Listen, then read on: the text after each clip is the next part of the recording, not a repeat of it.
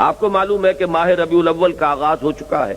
ये माह मुबारक हुजूर सल्लल्लाहु अलैहि वसल्लम की सीरत मुतहरा से एक बड़ा गहरा ताल्लुक रखता है। हुजूर की विलादत बासआदत भी इसी माह मुबारक में हुई, अगरचे तारीख के बारे में इख्तिलाफ है। हुजूर का इंतकाल भी इस माह मुबारक में हुआ और वो मुत्तफक अलैह तारीख है 12 रबीउल अव्वल असल में हुजूर का यौम वफात है। और अक्सर मुहक्किकीन की राय यह है कि आपका यौम विलादत जो है वो 9 रबीउल अव्वल है।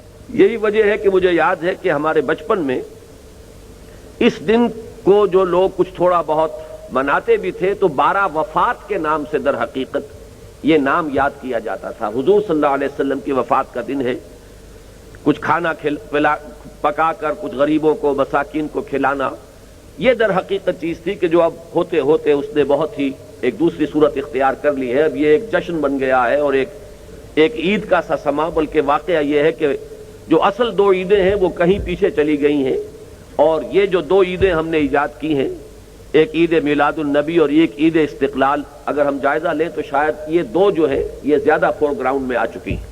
लेकिन ये कि जहां तक आपकी विलादत और आपके वफात का इस माह मुबारक में होना है वो साबित है। मजीद बरा हुजूर का वुरूद मदीना मुनव्वरा में भी माह रबीउल अव्वल में हुआ है।